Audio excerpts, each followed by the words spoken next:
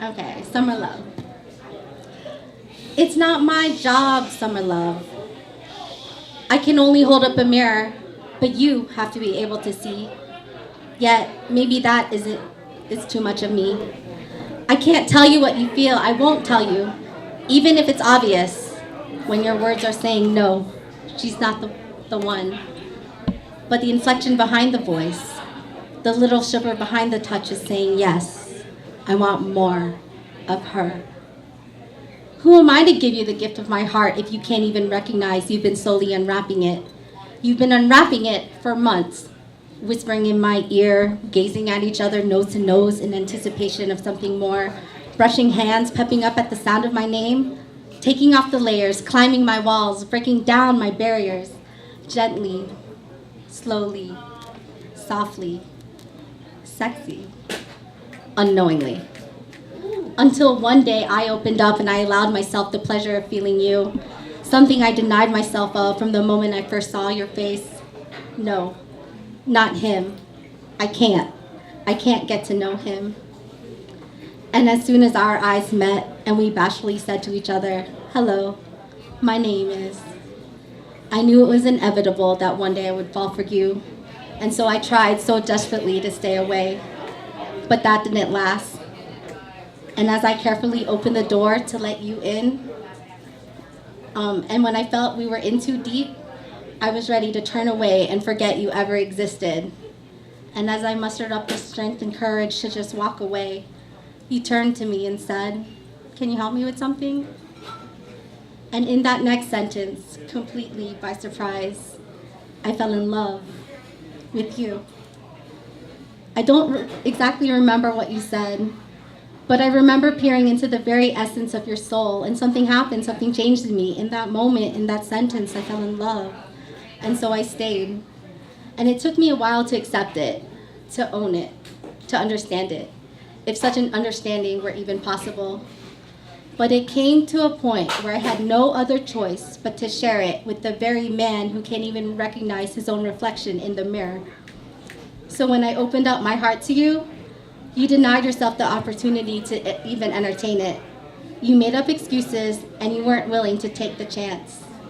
And in our goodbye, or in your words, I'm not ready for a relationship, you claim that you tried to prevent this, us. But can't you see? There was no us without you, because my heart was closed for business until you came along and you sang my song. Your words and your actions contradict each other. And as I sat back and observed you, even you don't understand that. And I deserve more than this. More than a guy who can't see me because he can't see himself. More than a guy who doesn't understand that the very thing he's insecure about is the very thing I need in my life. And more than a guy who isn't willing to think beyond thinking or know beyond knowing. You see, I want it all. Love is not enough. So who am I to tell you what you can't see for yourself? I can't just give you the gift. I am the gift. And when I'm ready, we'll talk, you said. But who's to say I'll still be here when you call my name, when you figure it out? I'm not waiting. I said my piece. I opened my heart. And now I have peace. And this is why it'll just be. It's not my job, summer love. Maybe it was just meant to be a summer love.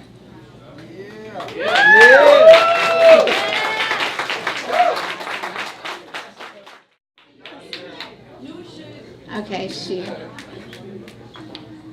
is with me always, in my arms, here, just here.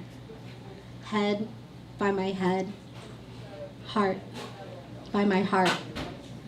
I protect her with my entire being. Threat level surpass red. Not even dust may surrender on her cheek. Only the silent warmth of the sun's embrace and the moon's comforting glow in the night sky may touch her. And so I hide her. I hide her behind my smile. I hide her behind my passion, my optimism. I hide her behind my words, my voice, behind my art for years, until one day she became invisible, even to me.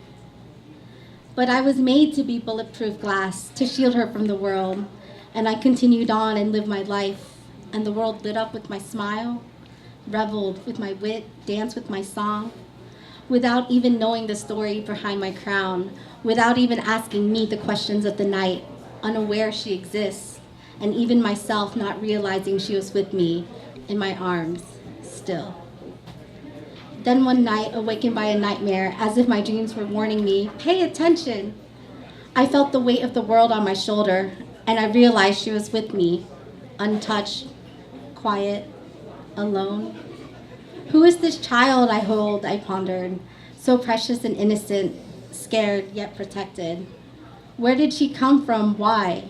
A child turned infant? How could this be? Smaller, more delicate and fragile than days of past. She doesn't cry, yet she doesn't feel delight. She learns silence, her fire extinguished. This child, this infant, living a life unlived in my arms.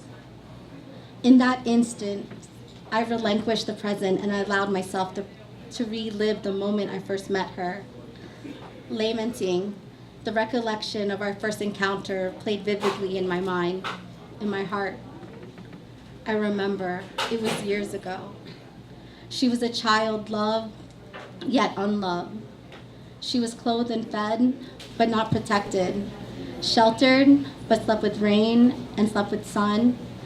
In the daylight, she walked in darkness. But to the world, she skillfully danced the dance of joy. When I found her, she was alone in a white, well-lit room, laying in the middle of the floor in fetal position. I knelt down beside her, lifted her head on my lap, and just held her. And as I held her, I sensed her pain. I sensed her anguish. I remember begging her to tell me what she wanted, tell me what she needed. But she sat silent, limp. Her tears screaming the desires of her heart. Someone just loved me. And so I held her, not wanting to let go, vowing to safeguard her precious, innocent being. And as I reflect on that moment until now, I stand in awe of the gift she gave me, love, self-love.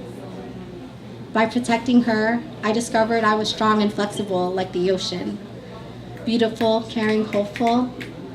I learned to dance with wind and sing with rain. I became the lion and the lioness, vital to the circle of life, vital to life itself.